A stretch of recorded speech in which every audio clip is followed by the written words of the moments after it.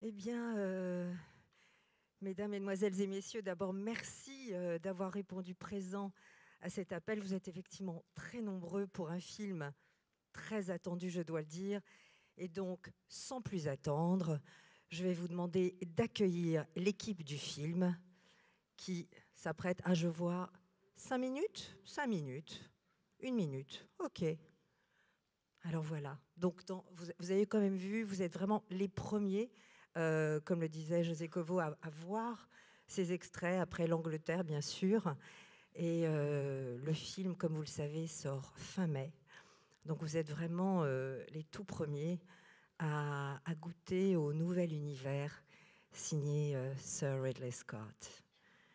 Et j'espère avoir vos réactions que la suite... Vous l'attendez aussi avec impatience. Je peux? Je peux. Alors, mesdames et messieurs, je vais donc vous demander d'accueillir comme il se doit l'équipe du film. Ladies first, comme l'on dit. Donc, tout d'abord, Charlize Theron, Meredith Wickers.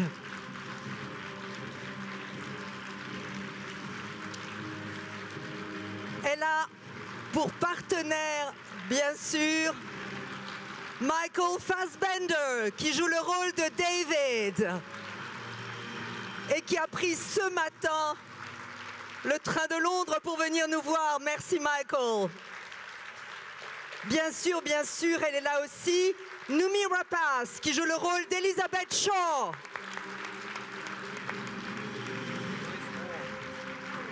Et que vous venez également de découvrir il y a quelques minutes sur cet écran. Elle est là pour vous aussi. Welcome, Noomi. Et puis bien sûr, the mastermind behind it all, Sir Ridley Scott. Applaudissements, absolument.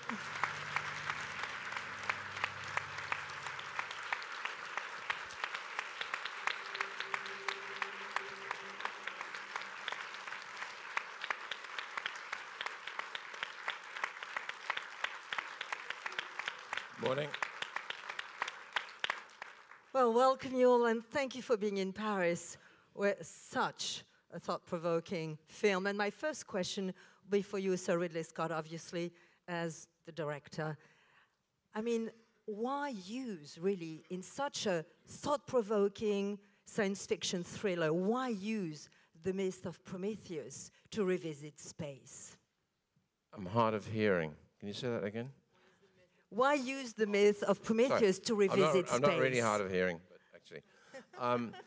The myth of Prometheus, to keep it as a very short answer, for those who know, for those who don't know, Prometheus was a demigod who challenged the gods, but he received a gift of fire, which we consider in the film to be our first technology, if you think about that. Fire is technology, and it's how you use it after that. And how he was then punished by the gods. So it's a metaphor that unfolds in the movie. You'll understand when you see it. All right. In French, Ridley. And this here comes in French. You ready? Okay. All right, question here. Is there? Yes, a question here, please, the mic. Bonjour. Moi, je voulais vous demander, c'est la première fois que vous avez utilisé la 3D. Je voulais vous demander ce que ça a changé à votre travail de réalisation et est-ce que c'était un vrai outil? Qu'est-ce que ça vous a permis de raconter en plus? Est-ce que c'était vraiment un outil assez majeur dans la narration? Well, it's the first time you're using 3D technology and you shot in 3D directly. I mean, how did this technology maybe changed your work as a filmmaker? Was it an added tool that gave a plus to the narrative line? I'm a visually orientated person naturally anyway, and so the idea of using 3D was just another, color in the paint box. And I fundamentally understand it anyway, so it really wasn't a problem. But I think when you see the film, it really helps. It pulls you in even more to the universe of the story. Even doing dialogue scenes somehow done with well carried out 3D, it pulls you in. And I think the reason why is because we forget that we have two cameras here. So we see in 3D anyway, but your brain has kind of cut that gift down, so you don't really think about it. So really you think you're seeing in 2D, but you're not, because you've got long and short sight. So already I'm looking at my hand, I can see, I've got parallax. That's 3D. So fundamentally you're seeing in 3D. So when you put on those glasses, it reminds your brain of how you're really seeing.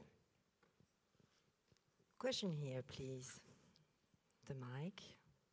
Oh, there's one over here first.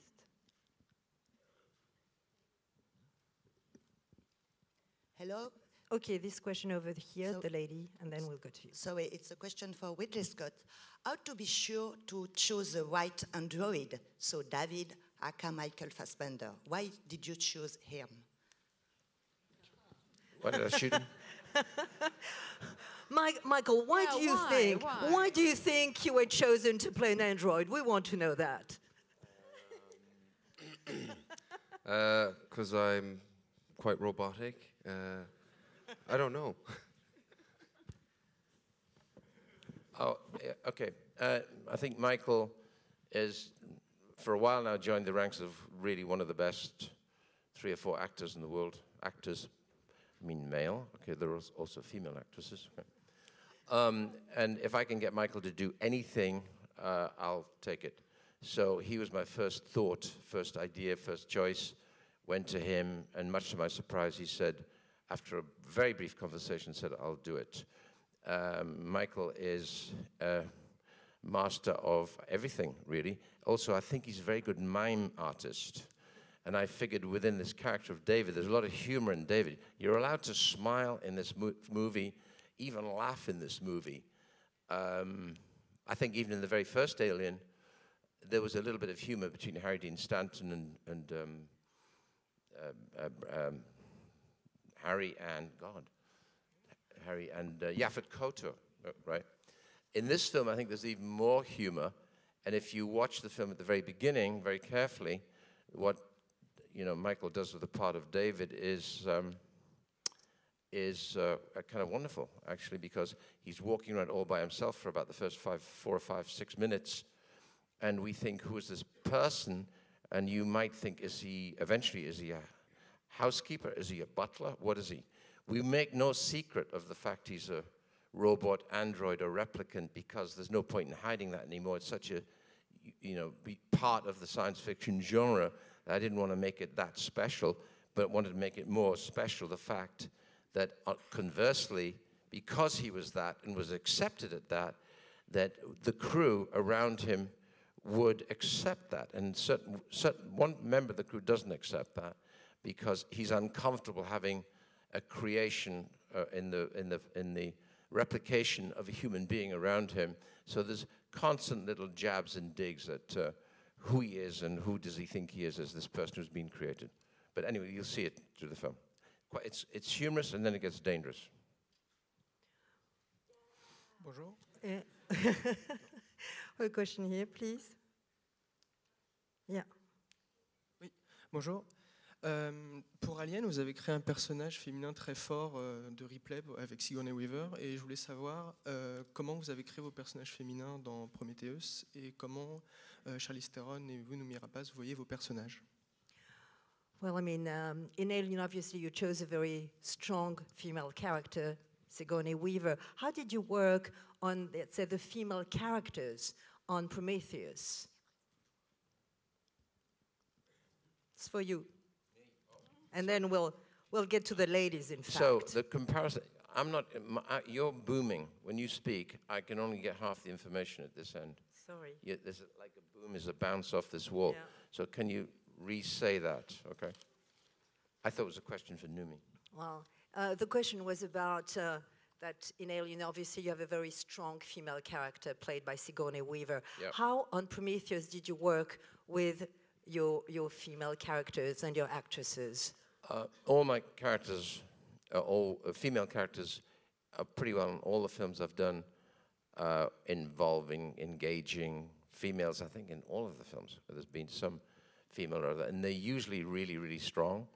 I think it comes part and parcel probably from my mother, who was 4'11". She insists she was 5 feet tall.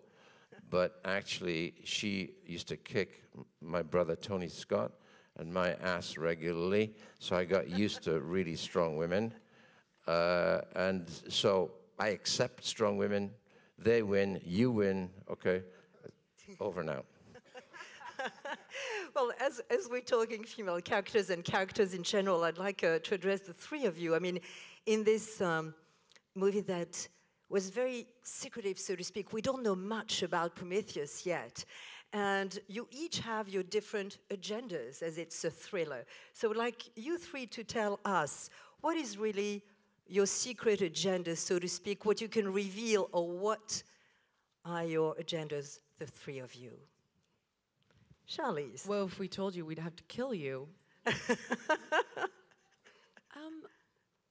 I don't know. I mean, yeah, we all definitely come from. There's definitely a mystery. There's an uneasiness. We don't really know each other. We're really crew. I play a character who is somewhat in charge of who works for the company, who's kind of set out this spaceship into this mission, and she has worked with some of the crew. And she knows David, but she's unfamiliar with Shaw. And everybody is just kind of, I think the environment and the circumstance kind of lends itself to mystery. And whatever, I mean, for myself, for my character, I felt like Ridley really kind of celebrated that. And all of these little things started to happen where he'd bring me in on days where I wasn't on the call sheet. And I'd be like, what am I doing here? And he'd say, I just want you to stand in the corner and lurk. And it's so, I think it's my character definitely, and I think all of the characters definitely have, towards the end of the film, somewhat of a more personal connection to this journey that they're taking that you might not have seen in the first or second act.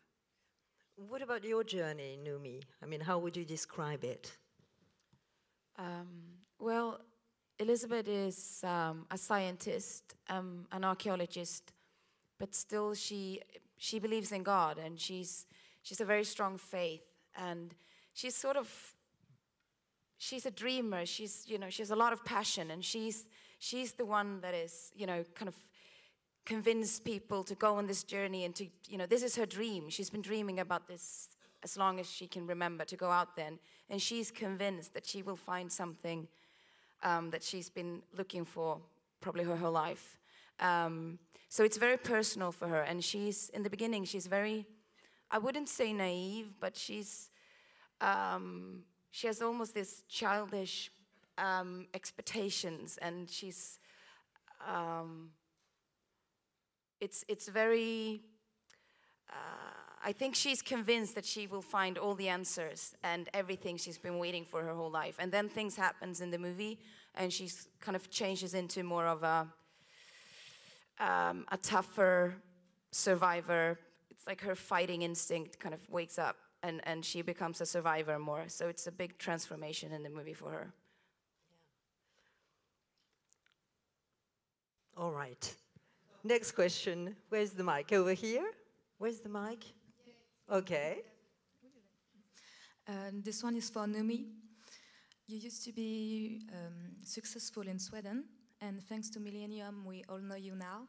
But how does it feel to star in one of the most anticipated movie of the year?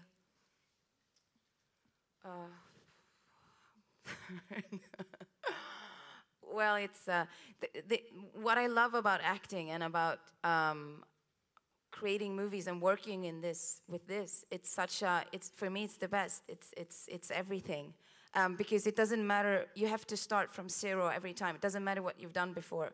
It doesn't matter if you've done good or bad things before.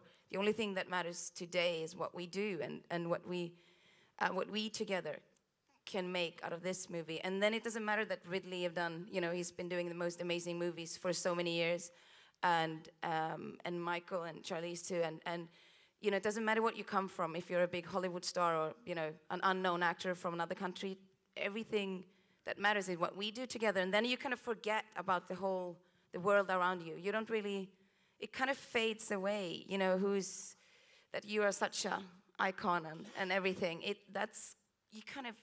You forget about it. And then you step into another world together.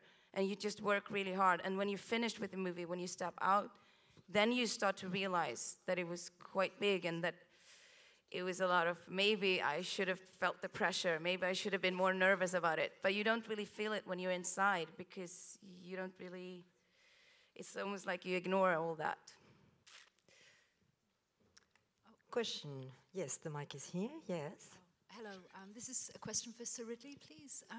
Could you tell us a little bit about the kinship between Prometheus and Alien? There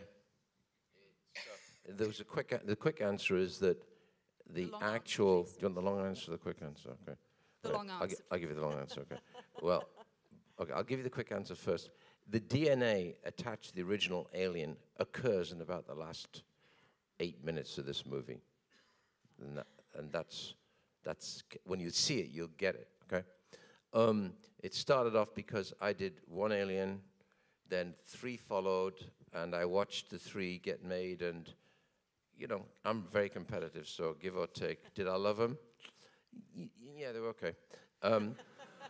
But I'll always say it as it is, believe me, okay? And I think what got eventually used up was the Alien. The 7th member of the cast in the first one was pretty formidable.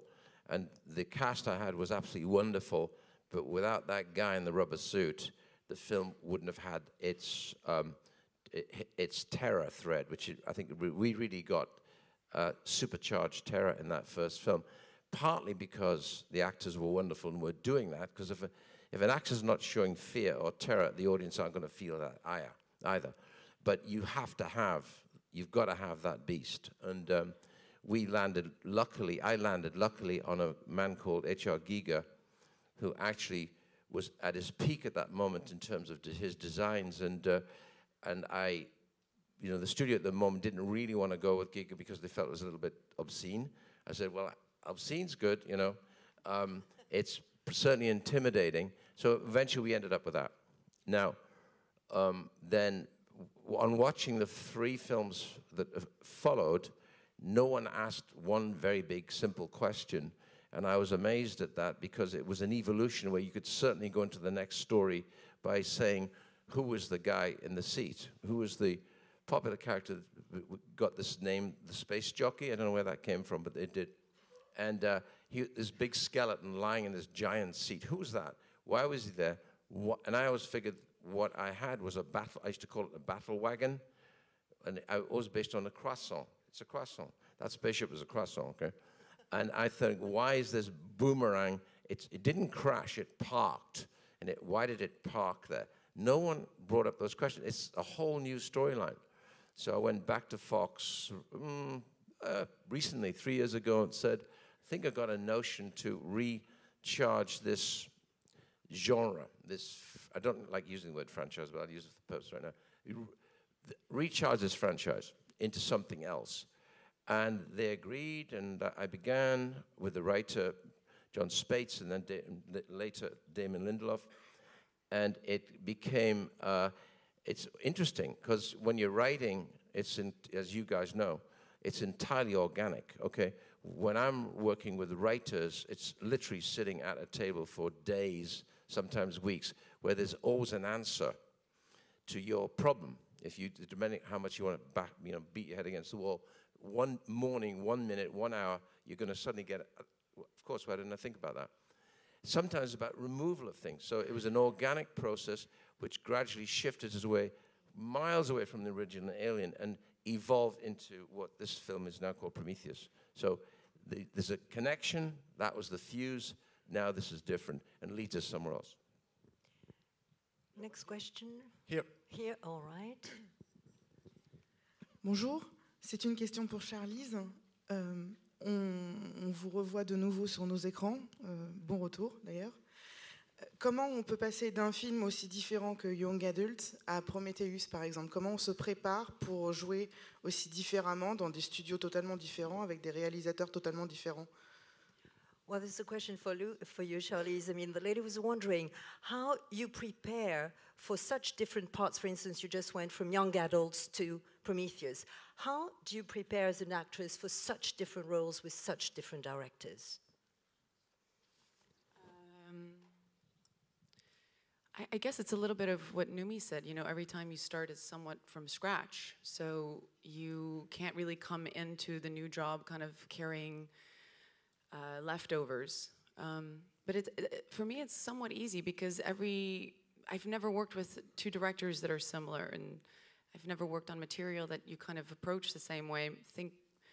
I think that's what makes it fun and what makes it interesting. I don't think I would ever want to go and do something that felt like it was just kind of regurgitated from the last job. So there wasn't really, I mean, they were very different. You guys just haven't seen the movie, neither have I. So maybe I did the same thing, who knows. But it's very different. And yeah, Jason Reitman is just night and day different from Ridley Scott. So it's just, and it's such different films. And there's a certain energy that I think carries from those. I mean, they're just so different that you could never. It's never, for me as an actor, it's never difficult to kind of have to make sure that one's kind of crossing over in the other. I mean, at the end of the day, they're all human beings, so you're always going to find some correlation that could be similar, but the circumstances are so different. And then I drink a lot. Alcohol helps a lot. Is that how you worked your part with Sir Ridley? I mean, you we actually just drank. We just drank a lot, and it was in our drunkenness that we found the character of Meredith Vickers. She's an alcoholic. Next question, please. Yes. Oh, here first, and then we'll go to you. Bonjour. Tout d'abord, merci. Thank you so much for your visit. Voilà, vraiment merci de venir pour ce beau cadeau et votre venue est. Alors ma question, j'ai une question pour Ridley et une question aussi pour les acteurs. Ma question pour Ridley, c'est que vous revenez à la science-fiction 30 ans jour pour jour après Blade Runner. Comment on fait pour se remettre dans le bain de la science-fiction? Et ma question pour les acteurs, c'est comment c'est de bosser avec Ridley Scott? Qu'est-ce que ça fait d'être choisi par Sir Ridley Scott? Thank you. Well, loves the film, thanks for the gift of it and all that. So Ridley, the first part of the question was for you. I mean, almost day to day, 30 years after Blade Runner, how did you, in a way, immerse yourself once again into the world, the universe of science fiction? It's a job. It's a job. It's a job. And I always relate now to the fact that, in fact, I've ruined my left leg with too much tennis, so I have a total knee replacement here. And if I was ever going to be, if I could ever make it as in sport, it would always be as a tennis player, because my admiration for tennis at the level it is today is shocking, shockingly good. So I prepare. And if you don't practice like Federer at 30 years old is still got to be regarded as a possible winner at Wimbledon this year, okay? So I relate to myself as being like an athlete. I couldn't run 100 meters, mind, but because I drink too much, okay? But I relate to that you better be prepped and you better bounce the ball as high as everyone around you, and ideally higher. That's what I do. That's where I come from. I don't care whether it's a character piece or a war film or a historic film or a science fiction film. Particularly science fiction, when you're coming back, returning after 30 years, I don't think of, here I'm coming back after 30 years having done Blade Runner and Alien. Those are in the past. I really am very happy that I made them, and although very disappointed at the time when Blade Runner was such a disaster, but it's kind of satisfying 25 years later. We're probably going to not remake Blade Runner, but go into the next phase and genre of the world that might be Blade Runner. So it still survives. It's the job I do. I love it. I'm very lucky to be doing it. All right, and the second part of the question is really for you three. So I'll start with you, Michael, because you've been fairly silent. And as Sir Ridley mentioned, a tennis player, Federer, I believe, because the question is how basically was it to work with Sir Ridley, and how did it feel to be chosen by the boss, so to speak? And Michael, Sir Ridley referred to a tennis player, and I believe you also felt like a swimman, Luganis, when you took on the part, you said. Yeah. Yeah, well, you know, first of all, it's to get the call. Well, I think we met, first of all, I think in 2008, and you just sort of invited me to your office. You'd seen Hunger. The one thing about Ridley is, like, he sees everything, and still has that passion for films out there, like Girl with the Dragon Tattoo. Remember you were telling me about that at the time, and then so, you know, you get the offer and you think, oh my God, this is amazing. You know, I've got to go home and really start working and get prepared. Like Ridley was saying, I really believe in preparing, so that when I can come on set, I can allow things to happen, but have an idea of where I'm going with it.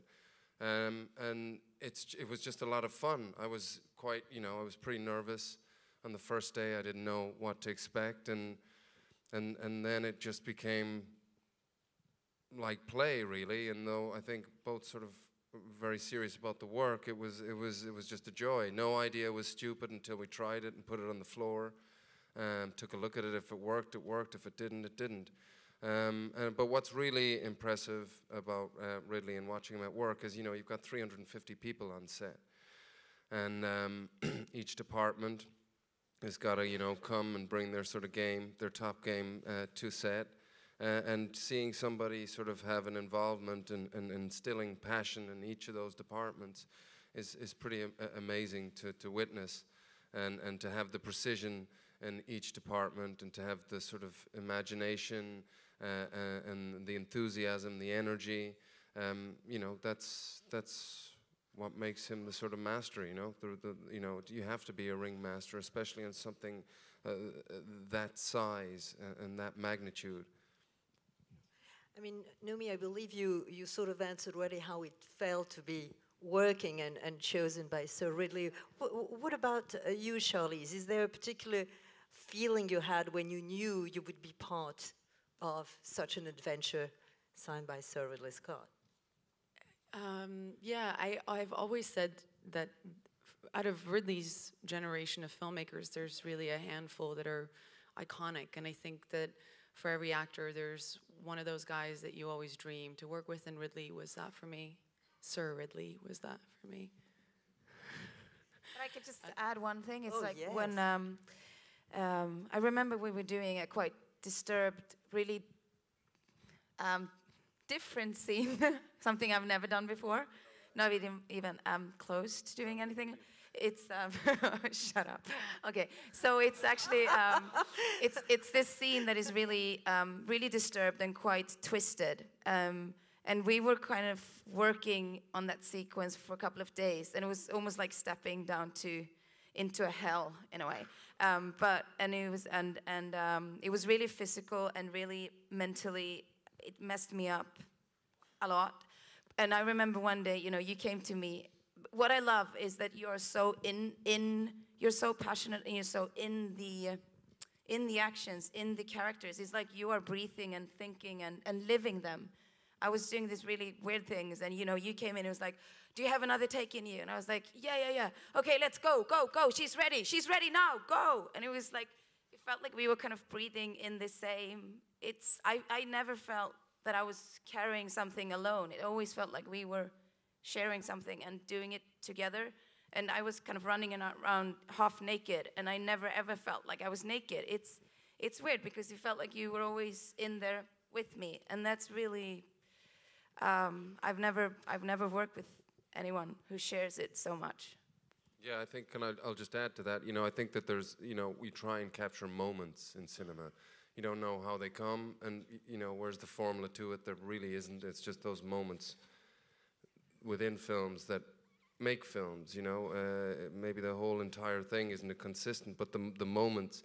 And I think, you know, a lot of directors don't see it brewing in the atmosphere. It's happening in the atmosphere, and a lot of directors just don't see it. But, you know, Ridley's very attuned to it, so it's like, we've got to go now. He sees something happening within the sort of actors, and that something special is about to happen.